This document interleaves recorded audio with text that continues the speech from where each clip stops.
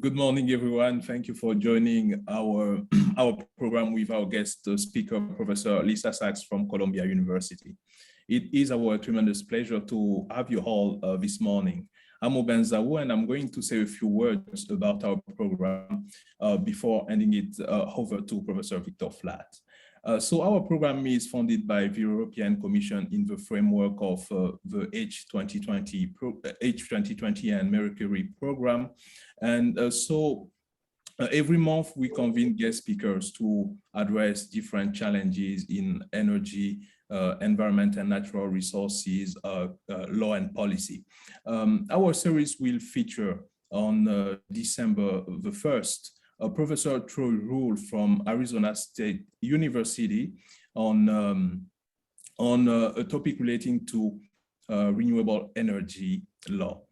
So feel free to visit our website, www.law.uh.edu/inner-center. From now on, I'll turn it over to Professor Flatt, co-director of the Environment, Energy and Natural Resources Center at the University of Houston Law Center, and our chair this morning. Thank you, Aubin, and welcome everyone. So we are doing this, now we're using sort of the Zoom focus to make it more informal. Most of our audience will be coming in later for to watch the recordings, but those of you who are joining us now, I really appreciate it. And the first thing I will note is that any questions you have as Professor Sachs is making her presentation, please put in the chat function. I'm going to moderate the chat, and then we will have time at the end to answer some of those particular questions. So my pleasure really to introduce this month's speaker, Lisa Sachs. And Professor Sachs is the director of the Columbia Center on Sustainable Investment. And since joining that center in 2008, she has established and now oversees the Columbia Center Sustainable Investments research portfolio in its areas of expertise. And in so doing, she's overseen advisory work in Chile, Guinea, Malawi, Mozambique, Namibia, Paraguay, Tanzania, and Timor-Leste, and other countries as well. She also teaches a master's seminar at Columbia Law School and Columbia School of International and Public Affairs on extractive industries and sustainable development. She has also lectured at the Externado University in Colombia on international investment law. She has served on the World Economic Forum Global Future Councils on International Governance, on mining and metals, and is a co-chair of the UN Sustainable Development Solutions Network's thematic group on good governance of extractive and land resources. She was studying sustainable investing and its implications before many of us, including myself, had really taken full notice of this massive change that was going on.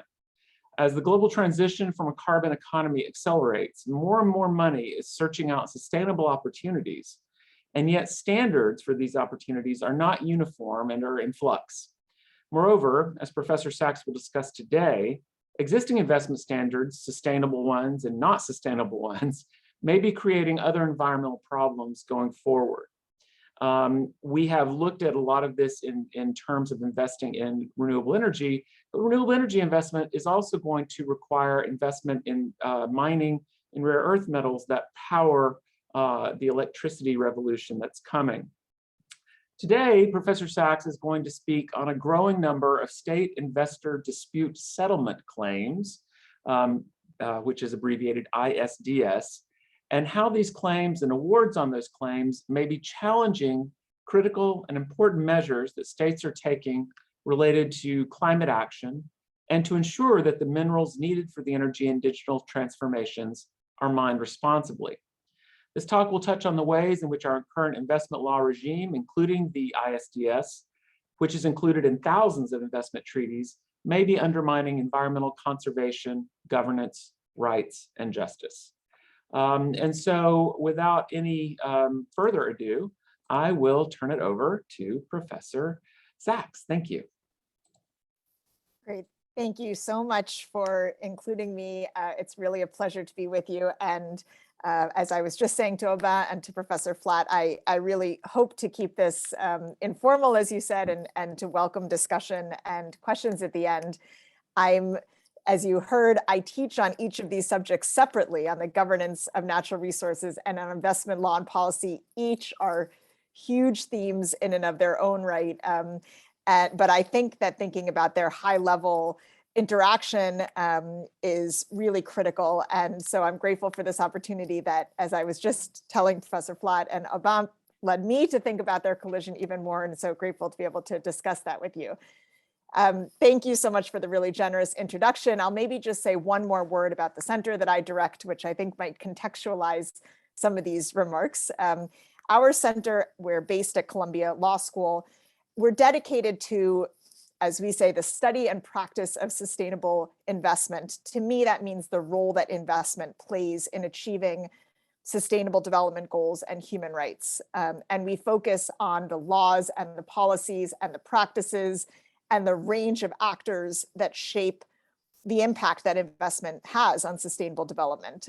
We look critically at what's not working and the aspects of governance regimes that allow for the impacts that we see, but we promote approaches that mitigate these impacts and that can help to maximize investment's contribution to our global goals.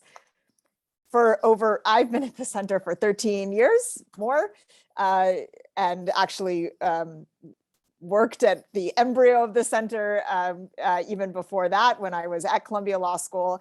For that entire time, for over 15 years, I and then the center have focused in particular on the governance of investment in natural resources, and also on the role and impacts of international investment governance because of their particular importance to the Sustainable Development Challenge. So today, as you heard, I asked to speak actually about their collision. That is how the investment law regime constrains government's ability to regulate their mining and energy sectors and risks undermining critical climate action as well as broader sustainable development goals. So let me start, if I can, with a look at the role of the mining and energy sector in sustainable development and the challenges really of governance in this sector. I've been saying for 15 years that extractive industries, oil, mining, and gas are really at the heart of the sustainable development challenge. I now quote Professor Sachs, Professor Jeffrey Sachs, who in one of the opening sessions of a massive open online course that we produced several years ago on extractive industries and sustainable development, he said that mining, although one could say the same about oil and gas, has been so important because of the materials that it produces and the technologies and tools that it enables, that we have defined the timelines of human history according to what has been brought up from the ground. I think we're in one of those defining eras actually right now. For fossil fuels, it is most straightforward. We are obviously deep in a climate emergency. Fossil fuels account for the vast majority of greenhouse gas emissions, for over 65% of greenhouse gas emissions. And we're now in an existential sprint, really, to decarbonize our national and global energy systems, our transport systems, our industries, heating, electricity, and so on. One of the most important reports for our generation, but this year, is that of the International Energy Agency, which stated unequivocally that we have no room in our carbon budget for new fossil fuel projects. And other researchers have shown that to have even a reasonable chance of keeping global warming below our agreed limit of 1.5 degrees warming from pre-industrial temperatures, we have to leave a substantial amount of our known fossil fuel reserves in the ground, of our proven reserves. An important, again, in my view, analysis in Nature this year estimated that in order to have even a 50% chance of keeping warming to that level, although I'll note that my colleague at Columbia, Professor Gerard, who teaches climate change law, always says you would never get on a plane if they told you you had a 50% chance of landing. But in any event, a lot of our estimates are only giving us this 50% chance of keeping warming to these levels. This article in Nature estimated we'd have to leave 58% of our known oil reserves unextracted, 59% of our fossil methane gas, and 89% of our coal reserves. So what that means is that many fossil fuel projects and plans will have to be abandoned or phased out quite urgently. Of course, current policies, national policies, and private sector policies are nowhere near on track, but that's the direction, that's the science, and that's the direction that we need to be headed. For the mining sector, the implications of climate change and the energy transition are very different.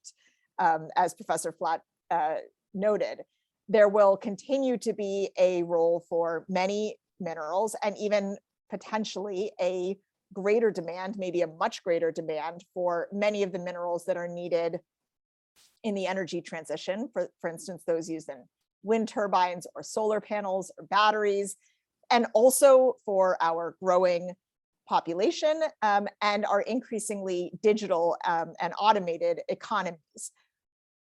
I always say that there's a potential for this growth and demand because the technology is ever evolving, and it's difficult, if not dangerous, to rely on current projections for demand. There's also a push for more circularity and recycling, more efforts to reuse and recycle minerals, which will affect demand. But regardless, mining will continue, if not grow, in the near future.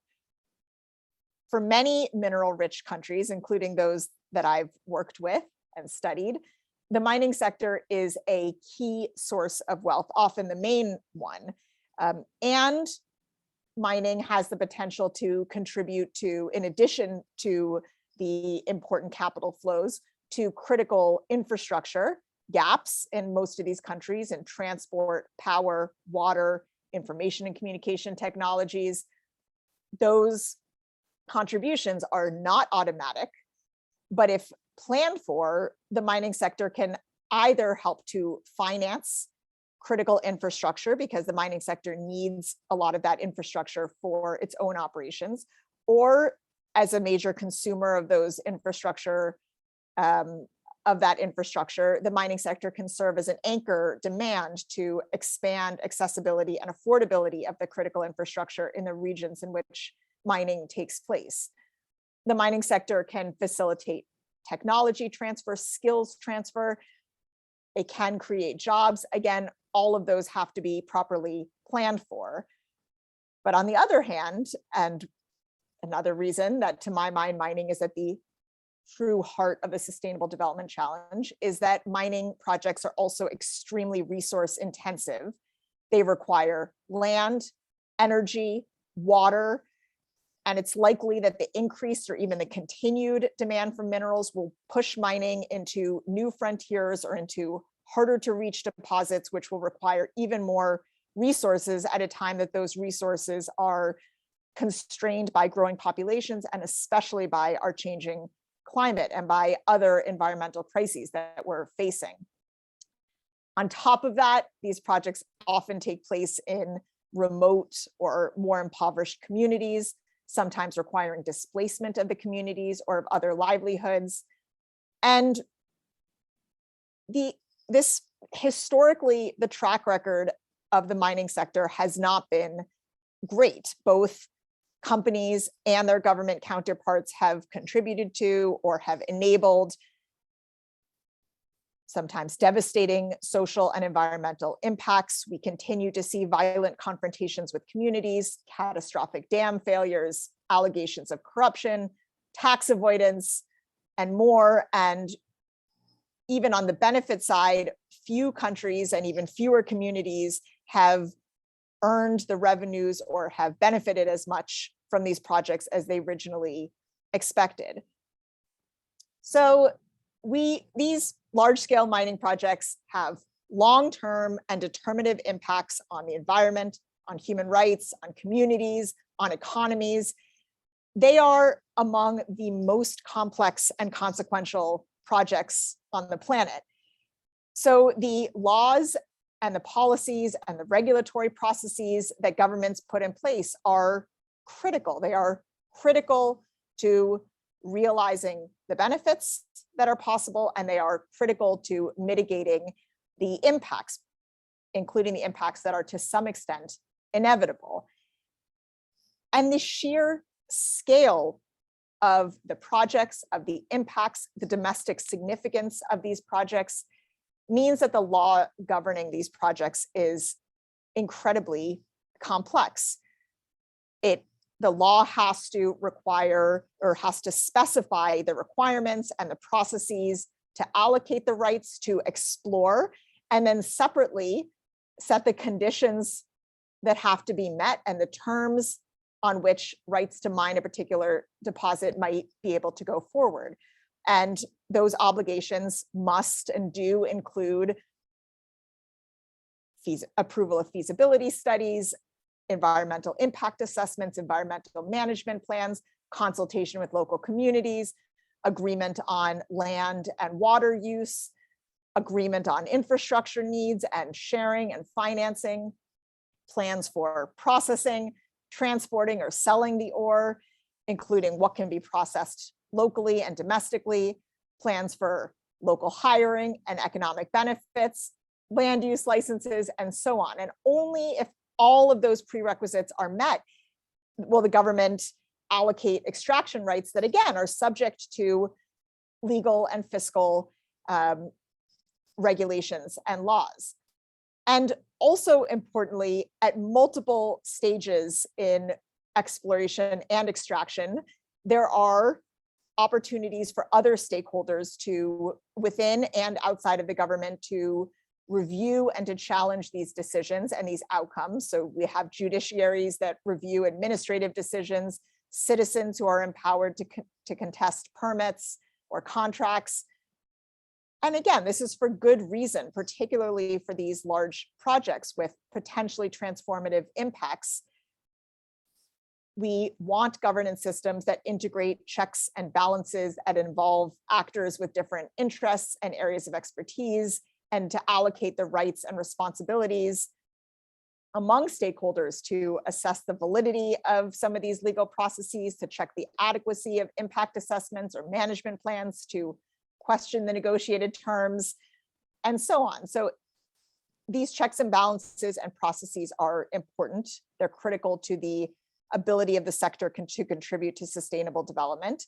And by the way, it's also important that the government has the flexibility to adapt over time, and that these checks and balances continue, because these projects last decades and the markets change, the technology changes, the environment changes, the skill levels change, and the government needs to be responsive and adaptive to these changed circumstances in such a critical sector. So that's half the context setting. I wanted to emphasize not only the complexity of the governance of extractive industries at the national level, but also the importance of the governance of extractive industries at the national level, how important the mechanisms and the rules and the complexity and the checks and balances and the flexibility are to ensuring that mining contributes to countries' sustainable development goals and doesn't undermine them as it has. In the case of fossil fuels, the urgency and the imperative of countries taking steps to move away from and phase out oil, gas, and coal projects is key. In the mining sector, it's more how to mine sustainably to meet the mineral needs of our growing and evolving economies.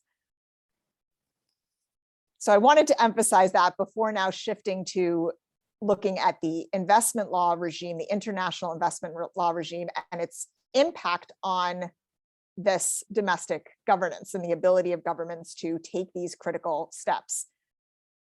So to shift now to the investment law regime, which may be an introduction for some of you you may be expert. It's, I would say, not as well known or understood as it should be, given its importance for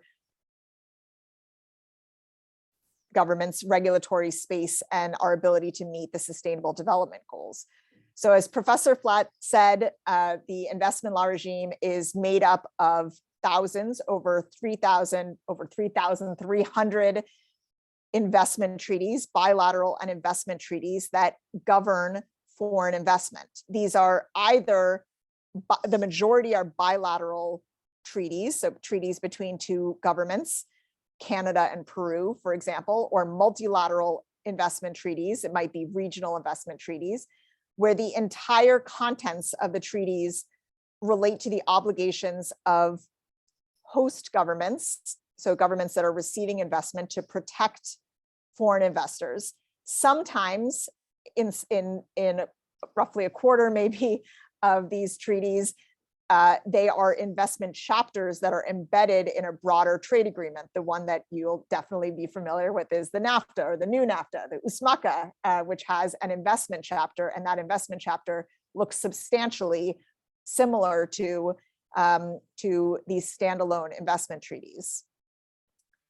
The basic idea of these treaties, which are relatively recent in legal history, by the way, they only started in the second half of the 20th century and really grew in the 1980s and 90s, although they continue to, but the proliferation was at the end of, was in the 80s and 90s.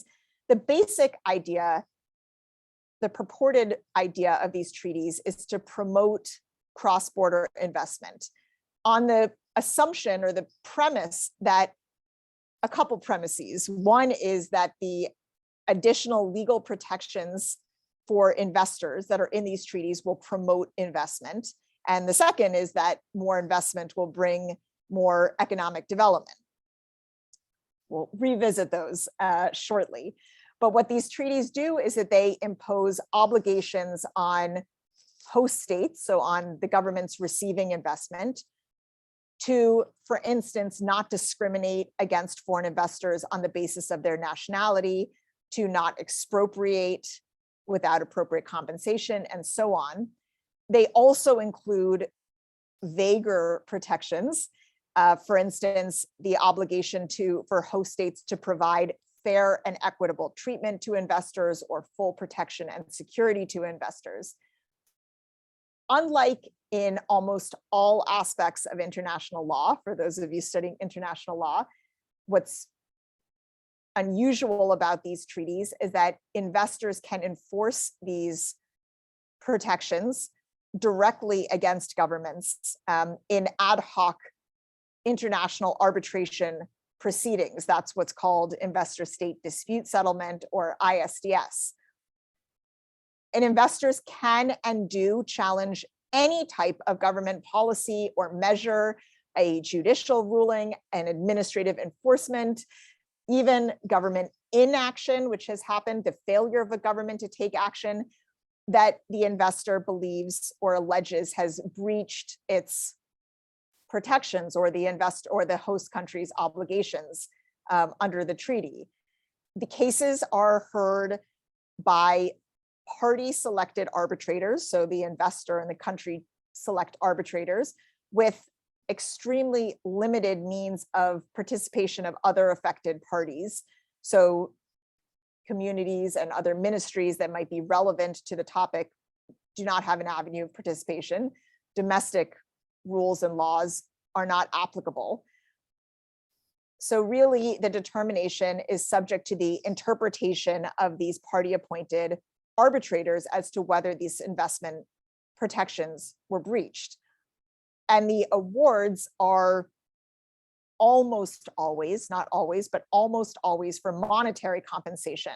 So requiring the government to compensate the investor, often including the lost profits that the investor alleges stemmed from the government's action or inaction. So the investor says that a project couldn't go forward for X reason. They therefore lost many billions of dollars, and that is the basis for the claim and the possible award. There are many issues with this mechanism, far too many to address in this brief session together, although I've written a lot on this, teach on this, always happy to talk more about it or to share resources. But I wanted to emphasize for the purpose of our discussion, one major aspect, and that is that the majority of the more than 1,000 known arbitration cases, not all are known because despite their public nature, by definition, they are not required to be made public, nor the proceedings to be made public, but we know of more than 1,000 cases. And most of them have not related to bias on the basis of nationality or to expropriation or to lack of due process in local courts.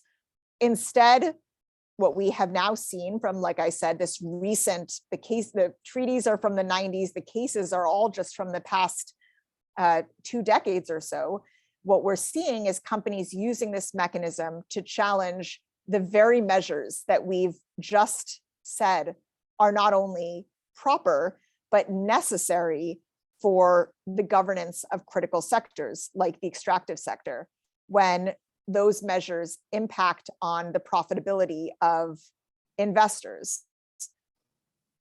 In those cases, investors claim that actions that the government has taken are unfair or discriminatory, mainly because they, to use the term of art from ISDS, frustrate expectations of the investor and the expected profits of the investor in these complicated projects.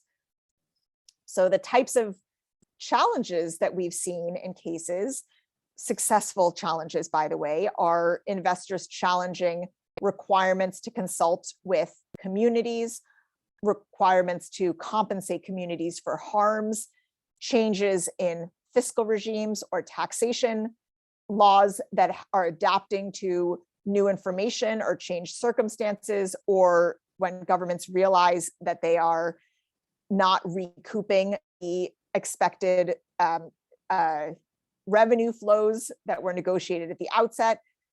Investors are challenging permits that are not granted or that are revoked because the environmental impacts are assessed to be too great. They're contesting even requirements for environmental impact assessments or what's required to be considered within environmental impact assessments. For instance, a requirement or a recognition that a community's values matter from an impact assessment. Investors have challenged the inaction or the failure of states to suppress community opposition when communities have opposed mining projects because of the impacts of the project on the community's resources. If communities have expressed or have tried to express their grievances, investors have challenged the states not quelling those protests or protecting the investor and the investor's ability to operate despite the community protests. And recently, in the past several years, investors have challenged several governments for steps they've taken to decarbonize in line with their Paris Agreement commitments. So governments that have taken steps to phase out coal-fired power plants or put a moratorium on fracking. In the US, not approving the infamous Keystone Pipeline, that has been challenged. TransCanada has filed a $15 billion claim against the United States for not approving the TransCanada pipeline. And again, despite the fact that these cases are challenging specific, if not critical, aspects of domestic governance for these large, complicated projects that are designed, the regulations or the enforcement actions designed to balance the potential benefits, but also the major risks and the roles and the interests of many domestic stakeholders. These cases are heard outside of the domestic context, sometimes challenging the determination of local courts or local institutions, even without alleging any impropriety or bias of those institutions or courts, just that they didn't agree with those courts or institutions, or that the determinations of those courts or institutions frustrated the expectations of investors. They don't allow for the participation of the stakeholders that are affected by the underlying dispute or by the outcome. And in each of these cases, for a host government to say that they are complying with domestic law or with international commitments like those under the Paris Agreement or with human rights obligations or the requirement for prior consultation. Those are not recognized defenses in investment law. Sometimes when they're raised, arbitrators say, okay, so we understand why you took that measure, but the measure nevertheless breached your obligation to the investor. So you have to compensate the investor not only for sunk costs, but for losses for all the future profits that were anticipated. Let me highlight one particular recent case against Pakistan. An investor, a proponent of one of these exceptionally complicated projects that had not received necessary approval, so there was no contract in place, no terms had been agreed. The project faced tremendous community opposition, in part because of contested issues of land rights, water usage, and so on. So it was unlikely to have received a social license to operate, never mind the legal rights that it had not secured. But the investor, frustrated at the denial of requisite permits and licenses, challenged this in arbitration, and successfully.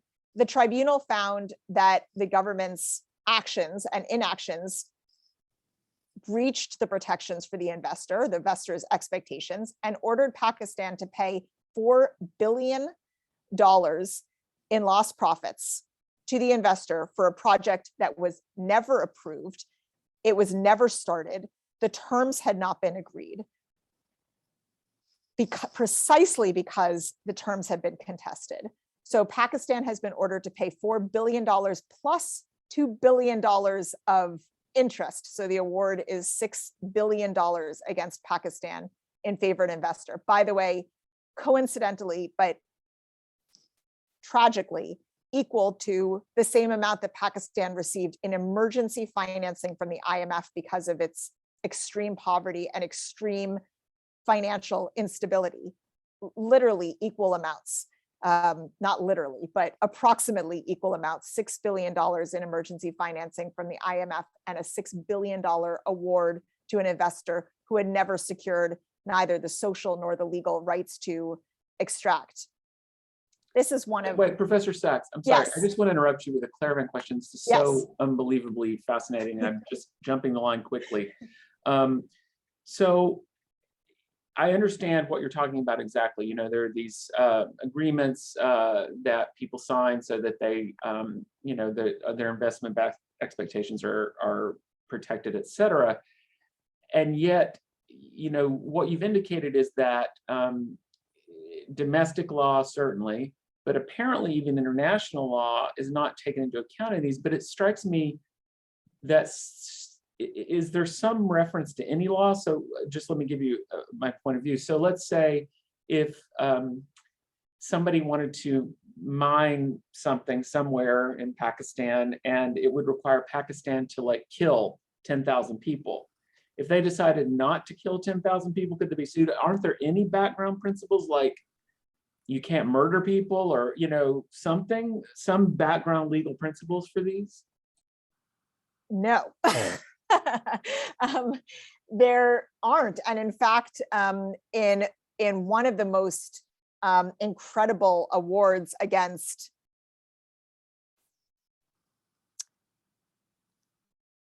not Ecuador, maybe Ecuador or Costa Rica. It's terrible that I can't remember at this moment, but it was a factual scenario that was not crazily dissimilar to what you're describing, where there was violent community opposition, really violent community opposition that halted the project. And what the investor objected to is that the government didn't shut down that community protest. And what the tribunal said, I wish I had the language here, but I remember part of it, which is that it's hard, the tribunal said, it's hard to know what the government could have done to have resolved this situation.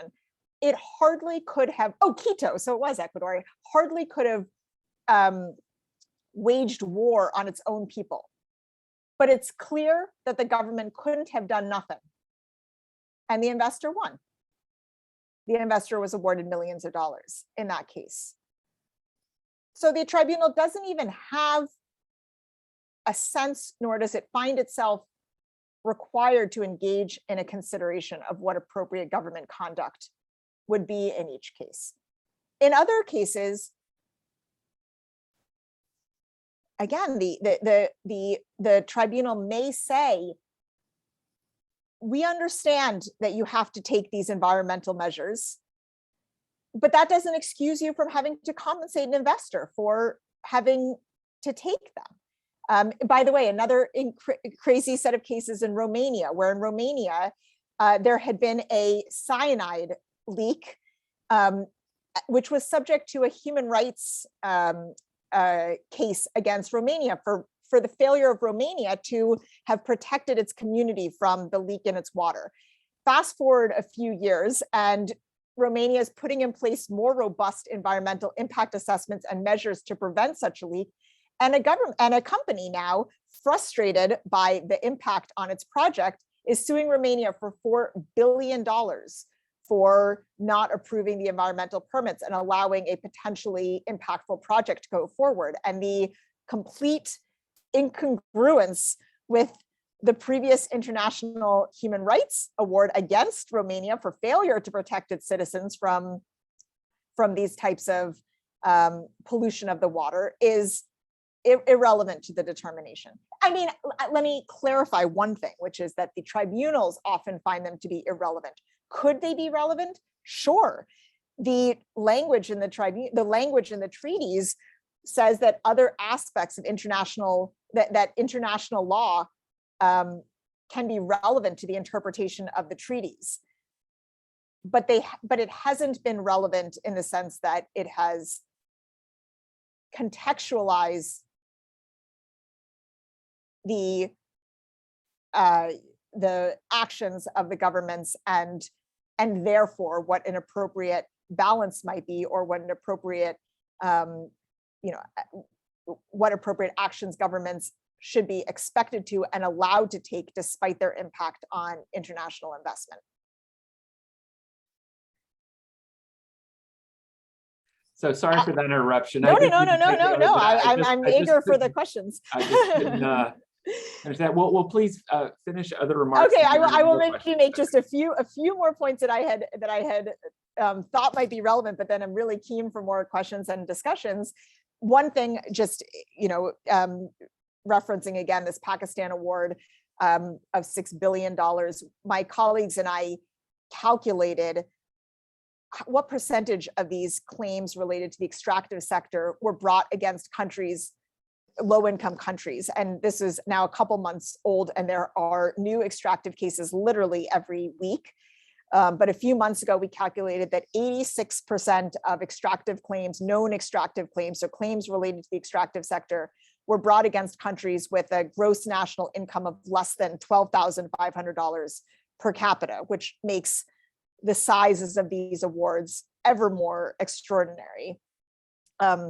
So I'm keen to have discussion. So maybe I'll just take my step back and end with some broad reflections, both on the international investment regime and on natural resources and sustainable development more generally. On the international investment regime, I mentioned that the premise of the regime is that these treaties that provide additional legal protections to investors will promote greater investment and therefore more economic development. 2 decades of empirical research into this premise has not yielded any conclusive evidence that these treaties have actually led to greater investment flows, let alone economic development. We do know that the treaties have changed how investors structure their investment, in part because law firms advise them to do so. So there are plenty of public law firm advisories saying Tanzania is planning to implement these new regulations, including requirements to do more processing domestically. For instance, of course, Tanzania is doing that to try to benefit more from its extractive sector. And the law firms say, so any investors who are either invested in Tanzania or considering investing in Tanzania should structure their investments so as to benefit from these additional legal protections. So it's now possible to plan legal structures and encouraged to plan legal structures to benefit from these treaties, much like tax planning. But the purported benefits to states of increased investments are unproven. There's no evidence that it has yielded more investment, let alone better quality investment. And I should clarify that the reason I'm in a Center on Sustainable Investment is because of the critical role of investment in achieving sustainable development. What brought me to this field is how do we mobilize the trillions of dollars of financing and investment that are needed to achieve the sustainable development goals. So I certainly am in the camp wanting to promote sustainable investment. But this mechanism, the premise of these treaties altogether was simply that legal protections would accelerate or would encourage or facilitate or increase investment flows, has not panned out. And yet the costs are extraordinary. I've only literally scratched the surface, but what we've discussed, and then there's so much more that could be said, but these treaties provide extensive substantive and procedural privileges to foreign corporations that are not available to communities, to indigenous peoples, to other domestic actors, including domestic investors, to other actors within the government. The effect of the treaties is that of the cases has been that governments have to compensate companies for sometimes companies' own failures in environmental or social protection, or for government's legitimate exercise of their responsibility to govern these major projects and to try to maximize the benefits and minimize the harms locally. So it tremendously shifts the risks and the costs of those measures onto the citizens. And from a climate perspective, even the threat or the risk of these cases can deter government regulation or enforcement. And that has been well documented, and it's called in this field regulatory chill. Governments are sometimes explicitly, sometimes implicitly deterred from taking similar measures, phase out of coal plants or transitioning fossil fuel related infrastructure or decommissioning certain projects because of the legitimate fear of multi-billion-dollar cases, which are expensive even to defend, never mind the extraordinary crippling costs of losing a case like this. So we've only scratched the surface of the regime and of its implications for sustainable governance of natural resources. But I hope, as I was saying to Professor Flatt and Aubin at the beginning, that this just provokes inquiry and reflection, not only, by the way, on the risks and impacts of this system, but on what role international law could play in helping to address the very real challenges of sustainable natural resource management. So how could international investment law help to rapidly and equitably decarbonize our economies? How do we balance company interests and the needs of the private sector, which we need and want, with the responsibility of governments to take decisive climate action or otherwise to respond to their constituents? Which stakeholders are affected by these projects and these issues, and how do we ensure that their voices and interests are represented in any dispute resolution mechanism? What role do consultations and impact assessments more broadly play, and how can those processes be supported and reinforced? And I would say, how can domestic processes, given their importance for the governance of the sector, more generally be supported and reinforced to bring legitimacy and resources and credibility to domestic processes and outcomes? Right now, none of those big picture questions that I've suggested are addressed in the current investment law regime, which is limited to providing protections and privileges to investors, again, based on this outdated assumption that protections will yield beneficial investments. So we at our center are trying to rethink what investment law could look like that would help to advance our shared goals, including those of the private sector, which we critically need to realize the materials of our future. So let me stop there and clarify anything or see if you have thoughts or questions, and of course can go much more deeply into any aspect that I've mentioned. Thank you so much. This is so very interesting. Just a reminder to the people who have joined us that please feel free to submit any questions through the chat function. I and Professor Zhao will curate those, but I do have a burning question. You anticipated my first question, which is these ISDSs were, ostensibly created to further investment, right? And you've already addressed the fact that it doesn't seem like there's empirical evidence that they have necessarily done that. So if they were useful, maybe they've outlived their usefulness. Well, why aren't countries abrogating these treaties, right? What should happen in international law? Why aren't everybody just saying, we're not going to abide by these treaties anymore. We're done. So something's keeping them involved. What's going on here? That's the $1 million question that would let me retire too. I think it's really a question that we're trying to understand all the time, and at least two answers are politics and the interests that are behind the system, and the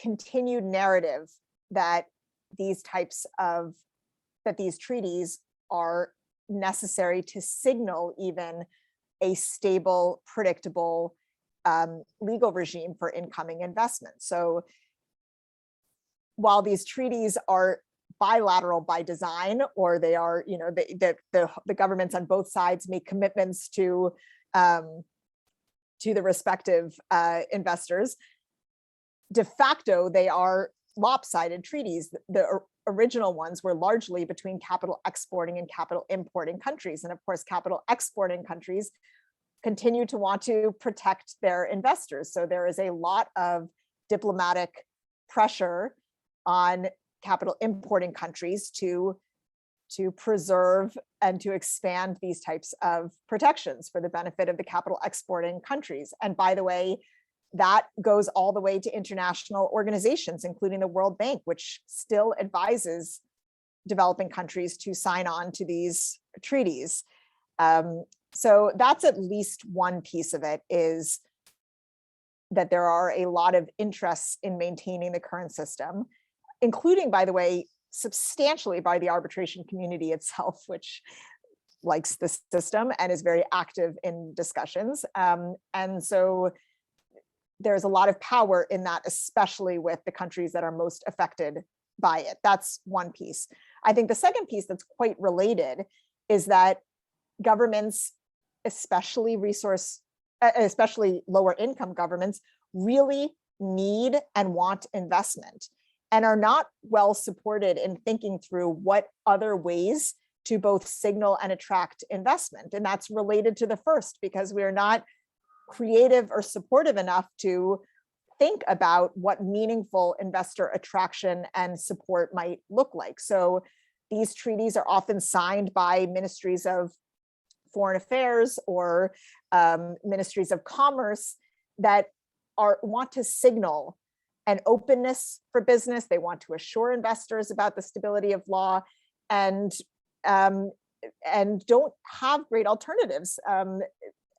So I think that's very related to the first. The last half point I would add, but maybe it deserves a full point, is that this is really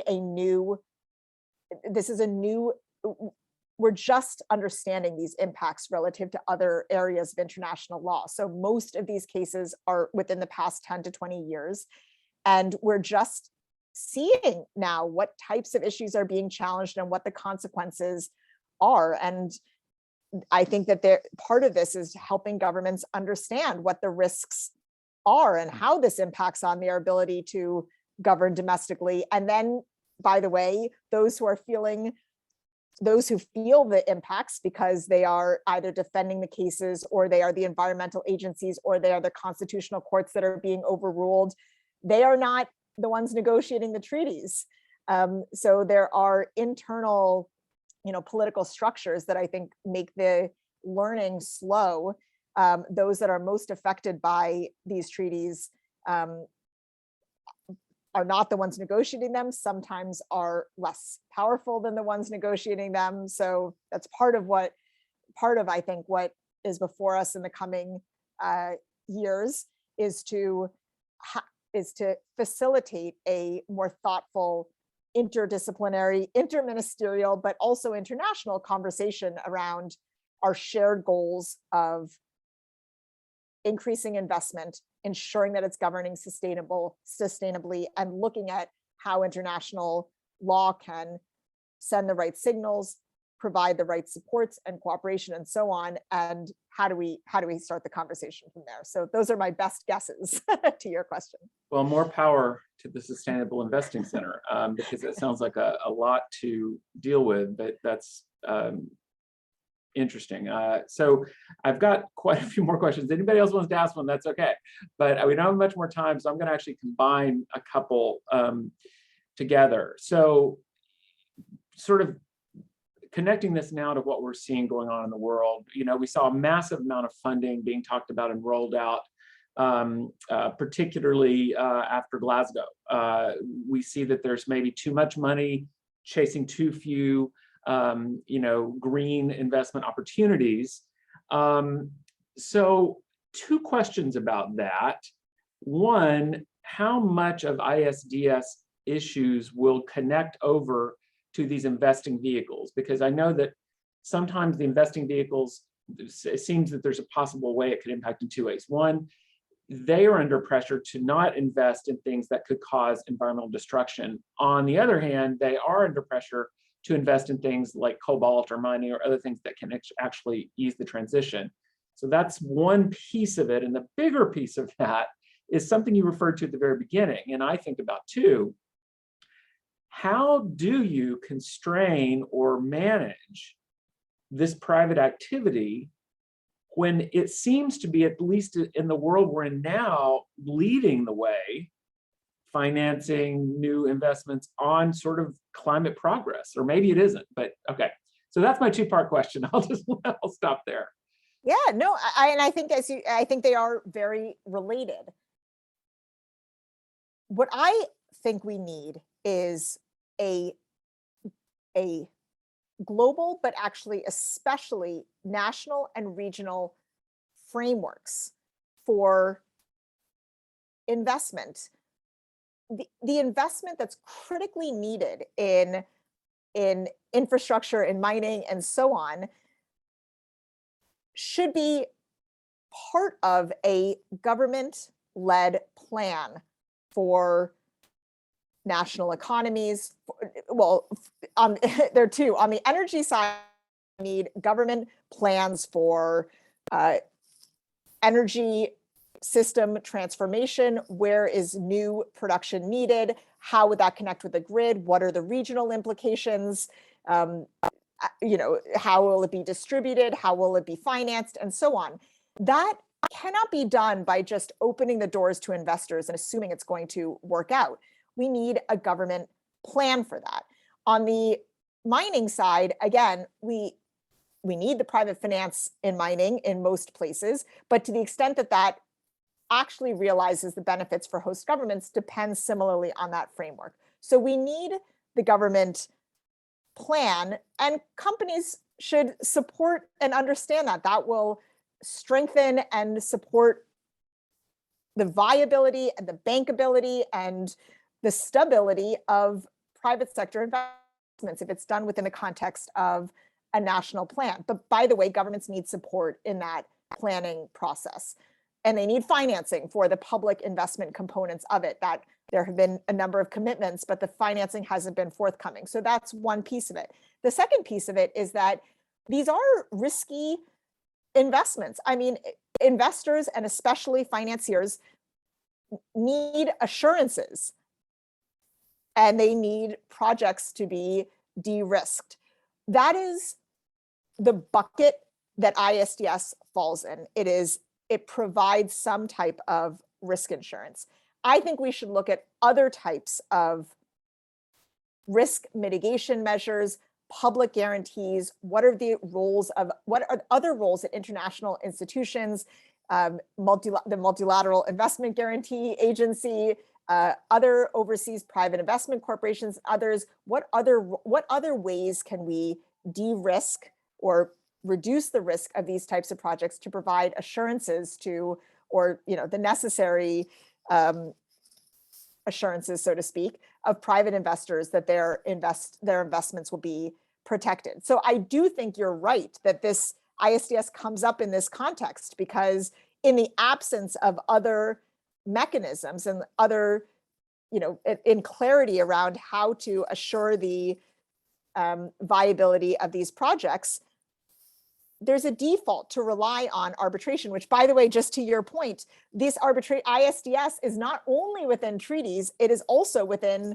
individual contracts. It can be in national investment laws and so on. So it is one of the default mechanisms to provide an additional layer of protection. So I think if I could summarize that meandering answer, it would be, yes, we need to have mechanisms to address the risk, to de-risk projects, to provide public guarantees for projects that are legitimately part of the energy scenario. We should be thinking about those other than ISDS because of the costs of ISDS, and within the context of public plans for a combination of public investment and private investment that gives greater visibility and support to where private investment can usefully fill in the necessary gaps. Well, I hope we actually get to that. I worry our governments are not keeping up rapidly. We have one more question.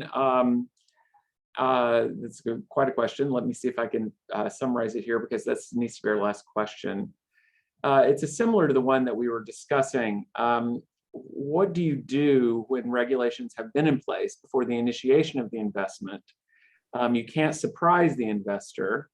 Does that artificially balance expectation that an investor might lending support to their future clients if they expected access to certain profits of a project? I guess it's a great question.